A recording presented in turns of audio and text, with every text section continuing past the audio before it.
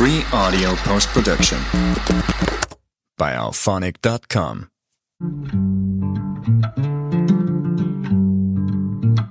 Welcome to Take It from the Ironwoman. My name is Susanne Müller, your host and the Ironwoman. This podcast is about empowering yourself and others to make real changes in the world.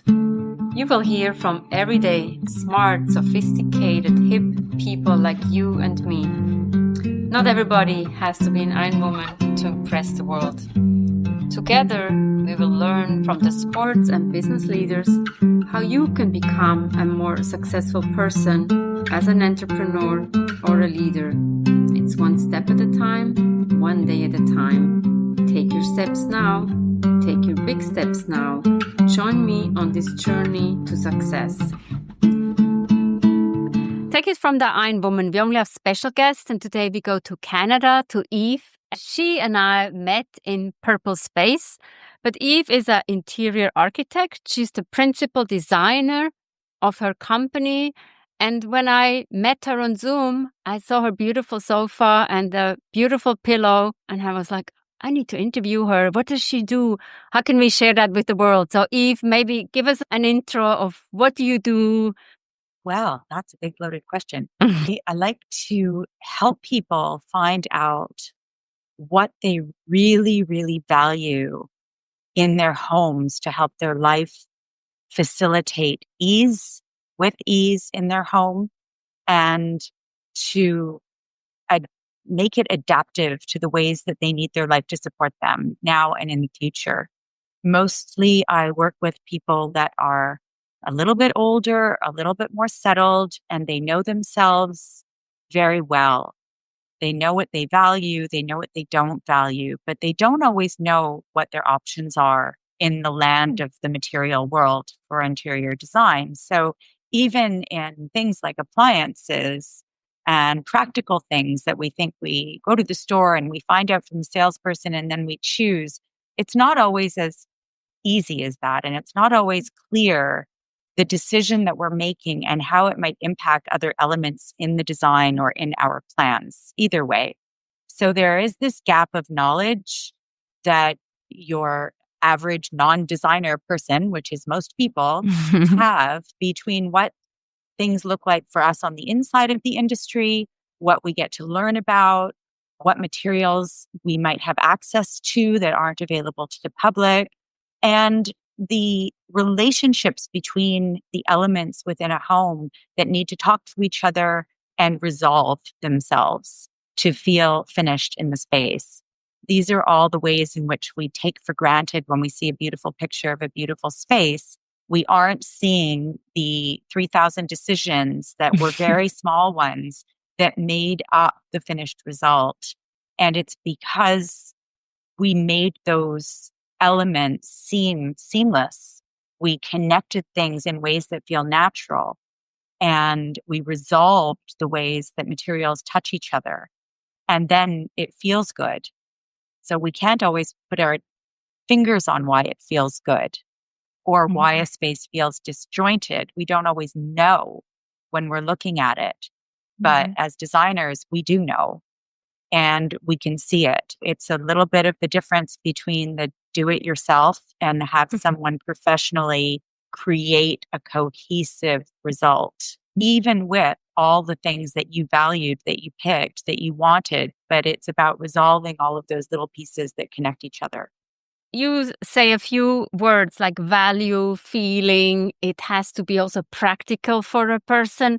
This is very important. And we always know that ask an expert to do it rather than do it yourself, because do it yourself can be obviously much more costly because then we put the wrong things together. So value and feeling is so important when we connect with you. And you say people of an older age. So people who've lived in their lives and they're not starting out with a young family. They've already had or lived in a home, whether that's a condo or a freestanding home, it doesn't matter. They have developed ideas about what works for them and how things function for them as we get older. Even if we're young older and we're in our early 40s, we might notice that our eyesight is changing. We might notice that the resonance of sound in a very busy room is affecting us a little bit differently than it used. And those kinds of issues and more, they only grow as we grow and evolve. They worsen or they evolve. And we want our interiors to still be supporting us as these other parts of our lives are changing. Putting these elements in the forefront before we make lasting decisions is super important to staying where you are. If you want to stay in your home and age gracefully in your home and not be forced out because of the stairs, because of the bathroom, because of the size of the doorways, there are all kinds of reasons. We can facilitate environments that support from now until forever, for your forever, if we put them in the foreground, if we make sure that we've put them on the table up front, that we have interrogated them, and that we've identified the elements that matter to our own future so that we can design with those included. And on your LinkedIn says we design homes for people and for your future. That means that you can stay as long as you want, as long as you can in your home because you're planning ahead. Before we recorded, we mentioned most of the people like to have a home that looks like HGTV or like a magazine, and that's really not practical. You've been in the business for quite some time. What changes have you seen? And also what changes are important to you? Because there's two elements. Whatever the social media, the influencers tell us, what looks like hip these days or what everybody needs to think, and what you think and what you have seen over the years that you have been in business. Well, I can start by telling you that I have seen things come and go and come back again. That's how long I've been around. And if we think about the length of skirts in the 1900s, every decade we had a new fad or fashion related to the length of a woman's skirt until we finally arrived in the 2000s or 2010s and we got to the point where we recognized that we should wear what looks good on us. And so I believe in our home, we should wear what looks good on us. We should have what suits us. We should have what works for us. And we should consider the ways those things influence our lives and the planet. I love the planet that you mentioned that. Thank you so much. It's about sustainability, and it has been evolving towards a place where we can't ignore impact of making entitled choices. I want there to be a future where design and responsible materials and responsible material use and methods go hand in hand. And right now they don't. They're getting better. It's still an evolution. Materials are developing that are much less harmful.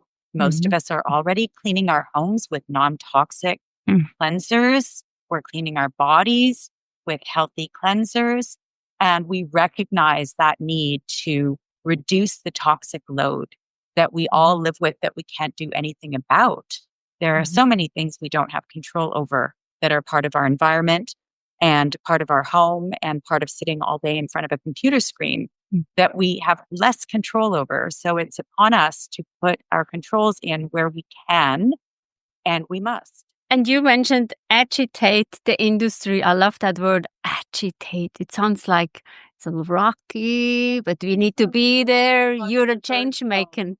It's a controversial. We all love beautiful things. That is how we have evolved in humanity, to appreciate and love beauty. It all started in nature and with the human form, but it has evolved far beyond that with respect to interiors. It's not just what painting will you put over the fireplace.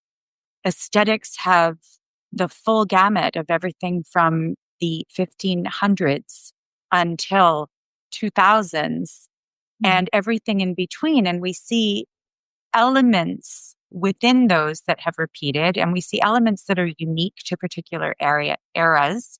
And we're naturally attracted to particular types of aesthetics, but we're also naturally attracted to the way something feels by touching it, or the resonance of a room and how it feels in quiet or in noise. to be in that space. And we can be sensitive to the way a certain kind of flooring feels on our bare feet. There is no end to the numbers and ways of things that we sense in our worlds. And we're all different about what those are and how they affect us. It's really important to illuminate what a person cares about, what affects them positively and negatively. We need to avoid the negatives, or we need to create the conditions to make those negatives less obvious. These are all really essential to the design, not the process of designing, but the process of designing the brief for the design, coming to the place of what are we going to build because we know why we're going to build it. And so my process really focuses on alignment between all of these elements, the ones we can and the ones we can't control and the ones we feel. And that is an exploration process of getting under someone's values to help them understand that these things that they value are part of the process of making choices of the things they will have in the future, and discerning between these choices is where we come in to help you see what you can't yet see about how something works, or how long it will last, or how it might affect you in ways you can't see on the surface. So we have the alignment of your values to the project intentions, and we have the alignment of your needs, your preferences, the structure or the building that you're in. And then we have to align the viability of the project intention with the structure and your investment. So when we have this, what I call holistic alignment, we are now ready to identify exactly what we're going to do for you. It makes much lighter work of the design process. There is a lot less wondering if this will work, or if that will work, or if they'll like this, or if they'll like that. And are we going to come up against some resistance to ideas? Whereas when we invest in intimacy and we build trust with each other, and we really understand people for how they live and what they care about, what matters to them, and where their life is going in the future, we now have the opportunity to really feed the design into those values. Wow. I'm learning so much. I thought of interior like design or interior architecture is I look at some pictures, I pick this is what I like, this is what I like, and that's it. But then you say the alignment, the exploration, the needs, the values, a holistic approach. This sounds like a year-long process. Process of investing in alignment is the first phase of design. And from there, we go into development for the design based on the concept that we already approved in the alignment process. So now we know what we're building, and we can get right into kind of the guts of everything. And we know that our clients already want where it's going. And then we want to involve them in the refinements and the individual choices and palette, the colors, the feels, the finishes are all about them. What is going to make them happy? Because we already know it works. We already know it fits with your values.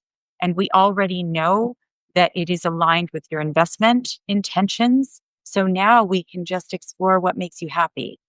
It's like a teamwork. It is teamwork. Our goals for our process are to really reduce the overwhelm of making decisions.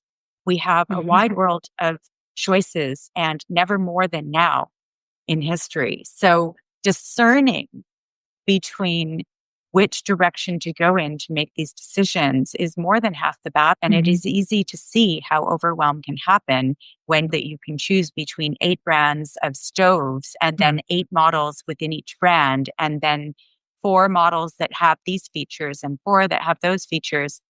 It's like looking for a needle in a haystack if you start from the external big wide world, as when we can narrow the field of opportunity to the things that fit the paradigm of your values and your alignment for your project, we can really distill the options down to a critical minimum. And within those options, you will always have the personalized choices of what makes it uniquely yours.